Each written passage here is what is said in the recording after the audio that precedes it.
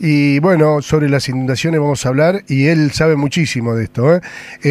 Y él pone, en medio de la catástrofe provocada por la lluvia y por una agricultura guiada por los mercados, estamos convencidos de que pueden nacer esperanza. Y está el señor Jorge Rulli del otro lado. Jorge, ¿cómo estás? Héctor Díaz te saluda. Hola Héctor, gracias por llamar. No, gracias a vos por estar, gracias por informarnos. Jorge, hermano, ¿qué está pasando primeramente, con lo más urgente que hay, que es el salado? ¿Qué es lo que está pasando con el salado? Bueno, fundamentalmente hay un mal manejo humano, o sea, a propósito de la encíclica del Papa Francisco, tenemos que decir que la naturaleza no perdona, este es el problema, y no terminamos de convencernos de que todo lo hacemos mal, porque no armonizamos con las reglas del ecosistema, ¿no? A mí me parece que justamente con el salado hay una serie de cuestiones particulares que tendríamos que estar convocando a aquellos que sepan y escuchando. Lo que pasa de la dirigencia política, yo por lo menos estoy convencido que no se sienten responsables de lo ecológico. O sea, no entienden que lo ecológico hoy es parte de la política, entonces no entienden que parte de la administración o de la gestión que tiene que hacer un político ocuparse de las cuestiones ecológicas, que lo primero que tiene que aprender es de ecología. Bueno, no lo entienden, no les interesa, yo no sé, realmente es una situación muy grave, ¿no? Pero para entender lo que pasa con el salado tenemos también que considerar que tenemos un modelo agrícola que ocupa 30 millones de hectáreas, 30 millones, es un espacio enorme, donde se ha deforestado mansalva, donde los suelos han sido impermeabilizados por la cantidad de agrotóxicos que se ha echado, que ha afectado irremisiblemente la microfauna del suelo, o sea, pérdida de lombrices, de microbios, y esto hace que el agua no penetre, que no tenga la misma capacidad que tenía, no tiene drenaje. Los ríos se han ocupado en los valles de inundación, ¿no? Antes los ríos, la inundación subía y bajaba, se le respetaba un margen al río, ¿no? Porque se sabía que el río había una época del año en que crecía. Bueno, muchas veces esos lugares ahora están cubiertos de casas, entonces la gente reclama obras porque no quiere inundarse. Ahora, ¿quién les permitió urbanizar las orillas de los ríos, no? Es todo un tema, toda una pregunta. Y por fin, en la cuenca del Luján, la cantidad de endicamientos y de construcciones de gente de altísima capacidad adquisitiva, ¿no? Que ha construido countries y lugares de recreo, también ha dificultado mucho esta situación, ¿no? ¿Vos crees que el tema no pasa por el limpiar los canales y darle lugar para que salga el agua, sino que, bueno, todo tiene que ver con todo ahí, ¿no? Claro, mira, desde la época de Ameghino, en el siglo XIX, que él indicaba que la limpieza de los canales para sacar el agua era un paliativo y que no era lo más conveniente, porque él siempre recordaba que después de la inundación viene la sequía. Entonces, él aconsejaba preservar el agua, o sea, dejar que el agua entrara en las napas o retenerla en bolsones de agua. Él decía que cada propiedad debía de tener algún tipo de estanque para guardarla, para usarla en las épocas secas. Bueno, pero esa situación es muy difícil ahora de aplicar, ¿no? Porque todo ha cambiado. Hubo una discusión sobre la siembra directa que fue muy interesante, porque en algunos casos alguna gente demostró que aún con siembra directa que el suelo no se les inundaba, que el campo no se les inundaba, pero lo interesante es que nosotros dijimos, lo que pasa es que están haciendo siembra directa con agrotóxicos, pero manejando su propio campo. Y el problema de la agricultura argentina, fundamentalmente, es que es una agricultura tercerizada. O sea, no solamente una agricultura que nosotros podríamos criticar porque es con uso de químicos, sino que además está manejada por otros. ¿Se entiende? Explícale un poquito mejor a la gente, claro, qué es lo que hace el agroquímico. Y el agroquímico lo que produce es una mortandad terrible en el suelo. Y esto implica que ya el suelo pierde su vida, la microvida del suelo está dañado. Entonces el suelo no tiene capacidad de unificar la materia orgánica que queda en el suelo. Se hace una membrana. Claro, y además que la soja no deja chauche palito, como se dice, no es igual que el maíz o que la cebada o que otro tipo de cultivos que dejan un barbecho, que dejan una cantidad de materia orgánica sobre el suelo que lo protege. La soja lo deja desnudo. Entonces la lluvia pega sobre la tierra y lo impermeabiliza. Pero además es un suelo que está muerto por la cantidad de tóxicos, de pesticidas, de herbicidas, de cosas que se le echan, que no tiene vida. Entonces se produce un apelmazamiento químico que no es igual al endurecimiento de la tierra producido antes por el arado y por la labranza que se usaba en otras épocas, ¿no? Esto es otra cosa. Aquel tipo de endurecimiento del suelo solía solucionarse con un subsolador, que era como una cuchilla que hendía y quebraba el piso de arado, que estaba a 30 centímetros de profundidad, claro, como consecuencia del arado. Aquí, aunque le pases el subsolador, no cambia el suelo porque está muerta en muchos campos no hay ni siquiera lombrices. Claro. O sea, lo que se llama un barbecho de invierno, cuando se mata las hojas guachas y se lo deja al campo descansando para la nueva siembra, como esas hojas guachas es resistente a herbicida, lo que se echa es 2,4-D. El 2,4-D liquida las lombrices también. Liquida todo. ¿Entiendes? Liquida todo. Liquida el bicho bolita, liquida todo. Este es el problema, ¿no? Entonces, ha habido un uso totalmente abusivo del suelo argentino, con autoridades que no se han preocupado por ponerle límite.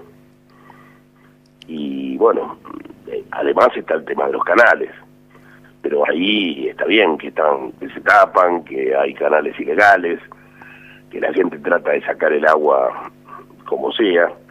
Yo, hablando con un productor, me explicaba algo que me pareció terrible, que muchos de los caminos vecinales que hacen los municipios están pensados también como canales.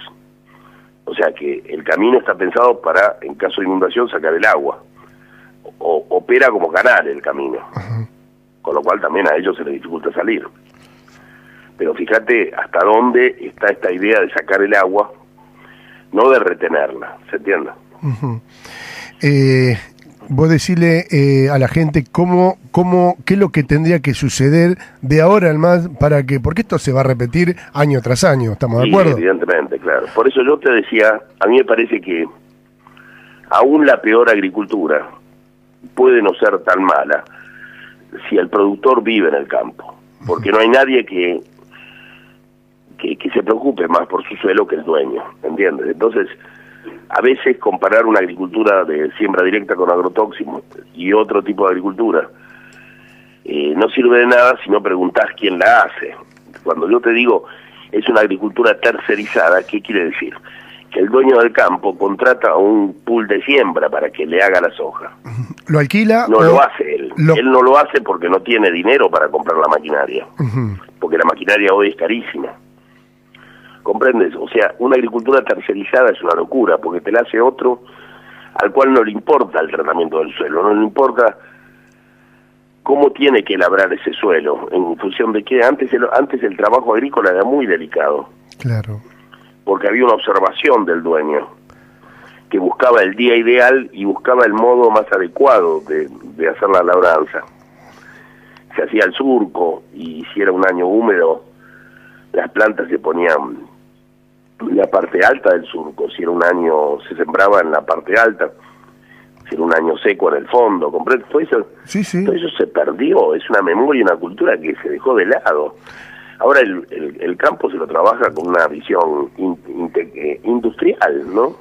Cuando ustedes se juntan, porque Jorge Rulli pertenece al grupo de reflexión rural, cuando ustedes se juntan ahí en el grupo de reflexión rural y reflexionan sobre todo esto, ¿crees que puede haber, que que el gobierno que venga o la continuidad de no sé lo que pasará, ¿crees que alguno de ellos puede llegar a tener un cambio o otra visión para con el campo, para que no vuelvan a suceder esto? Porque sí, está bien, estamos de acuerdo, funciona, para los pueblos funciona, pero después el agua los tapa y les hace un desastre. Sí, el agua o cualquier otra. Estamos expuestos a cualquier tipo de catástrofe. Estamos de acuerdo. Aparentemente no habría cambios porque en realidad sobre estas cosas no se vota, o sea, no estamos votando. En estas elecciones el tema de la soja ni siquiera ha sido pronunciada. O sea, parece que es políticamente incorrecto hablar de soja en la Argentina, ¿no? Cuando los otros días Aníbal Fernández sale a echarle la culpa a la siembra directa y después se rectifica y gira, sufre presiones ahí seguramente señor, ¿no? Sí, sin duda. Porque además, desde un punto, desde cierta perspectiva, fue incorrecto lo que dijo. Entonces, evidentemente que además de la presión política de algunos sectores empresarios, los asesores le han sugerido que no diga más, pero la posición, claro. Ojalá le aconsejarían que no hable por mucho tiempo, ¿no? Pero bueno. Claro, porque la siembra directa en realidad era un método muy ecológico que todos nosotros proponíamos o practicábamos. Lo que pasa es que esta siembra directa, que aquella siembra directa se hacía con instrumentos que pesaban poco. Ahora se meten máquinas que pesan toneladas, ¿entiendes? Entonces es una siembra directa muy particular, con maquinarias que aplastan el suelo, y eso también produce una dureza del suelo, ¿comprendes? Claro, por una parte. Y por la otra, la siembra directa se había pensado de tal manera que no se diera vuelta al suelo, y apenas se rasguñaba el suelo, y se depositaba en ese rasguño la semilla. Pero era una semilla que por alguna razón podía competir con las malezas, quizá porque luego se hacía un laboreo a mano o con maquinaria muy liviana, quitándole la competencia de la maleza a la planta que se sembraba. Ajá. Ahora se resuelve eso con baños de herbicida, que son hasta 3 en el transcurso del ciclo. 1 previo al nacimiento de la soja, uh-huh, y 2 en su vida.